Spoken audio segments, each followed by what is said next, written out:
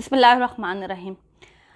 جب کسی مغربی ممالک میں کسی انسان کے ساتھ ظلم کیا جاتا ہے تو وہ کہتا ہے کہ I will see you in court، لیکن جب کبھی کسی مسلمان پہ ظلم ہوتا ہے تو وہ کہتا ہے کہ میں اللہ تعالیٰ پہ تمہیں چھوڑتا ہوں اور میں اللہ سے انصاف کی اپیل کروں گا۔ آج سپر پاور جو امریکہ خود کو پوری دنیا میں سب سے بڑی اپنے آپ کو طاقت کہتا تھا، پہلے تو وہ کرونا وائرس جب پھیلا اس کو ختم کرنے میں، اس سے نپٹنے میں ناکام رہا، لیکن آج پوری دنیا دیکھ رہی ہے کہ کس طرح سے ایک سیاہ فام کے ساتھ اس کو پولیس نے وہاں کی کس طرح اس کے ساتھ ظلم کیا اور اس کا قتل کر دیا گیا۔ آج پوری امریکہ میں آپ دیکھ لیں ہر جگہ پہ تباہی ہو رہی ہے۔ یہ وہ ملک یہاں پہ جو اقتدار میں بیٹھے ہوئے لوگ ہیں، انہوں نے پوری دنیا کو نچایا ہوا تھا، ناکو ناک دم کیا ہوا تھا۔ انہوں نے نہ صرف مسلمانوں کے ساتھ ظلم اور بربریت کی، آج پوری دنیا دیکھ رہی ہے کہ وہ کس طرح سے اپنے ہی ملک میں رہنے والے سیاہ فام امریکیوں کے ساتھ کتنا ظلم کر رہے ہیں۔ آج وہاں پہ یہ حالت ہے کہ منی مارشل لا لگانے کی کوشش کی جا رہی ہے، اور جو کہ ابھی تک فی الحال ناکام ہے، اور ہو سکتا ہے آنے والے وقت میں ہم لوگ دیکھیں کہ وہاں پہ کس طرح سے پورے امریکہ کو وہاں کی جو فوج ہے وہ اس کو کنٹرول کر لے۔ وہاں کی جب فوج جس بھی ملک میں جاتی ہے وہاں پہ تباہی لے کر آتی ہے۔ افغانستان میں جب وہ آئے تو انہوں نے افغانستان کی 4 نسلوں کو تباہ کر دیا۔ جہاں جہاں جاتے ہیں تباہی کے سوا کچھ بھی نہیں کرتے۔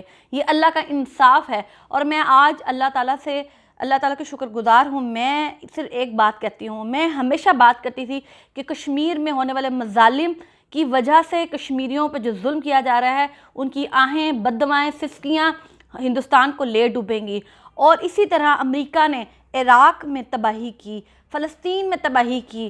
کون سا ملک ہے جو مسلمان کا سب سے بڑی جو تباہی انہوں نے افغانستان میں کی، جو انہوں نے 4 نسلیں ان کی تباہ کر دیں۔ آج اللہ وہ انصاف کر رہا ہے۔ میں اپنے رب سے ایک ہی بات کہوں گی کہ اللہ بڑا رحیم اور کریم ہے۔ جو اس دنیا میں دوسرے کو کم تر سمجھتا ہے، دوسرے کے ساتھ ظلم کرتا ہے، اس کے سامنے ضرور آتا ہے۔ نبی کریم صلی اللہ علیہ وسلم نے جب کہا تھا کہ کسی گورے کو کسی کالے پہ فوقیت نہیں حاصل ہو سکتی، اور کسی عربی کو کسی اجمی پہ، اور کسی اجمی کو کسی عربی پہ نہیں، سوائے تقویٰ اور پرہیزگاری کے۔ لیکن آج اللہ کا انصاف یہ ہے کہ ہندوستان 8 ریاستوں کی وجہ سے ٹکڑے ٹکڑے ہو رہا ہے۔ میں یہ سمجھتی ہوں کہ لداخ پہ جو اب چائنا نے اٹیک کیا اور آج اس نے قبضہ کر لیا، بیسیکلی سمجھنے کی بات یہ ہے کہ کشمیر کی جو ریاست ہے وہ پچھلے 700 سال سے ہے، چاہے ہندوستان اس پہ قبضہ کرے، چاہے آج وہ چائنا کے قبضے میں ہیں، آخر کار وہ آنا آزاد کشمیر کی ریاست کے پاس واپس ہے، کیونکہ یہ ان کی اکائی ہے۔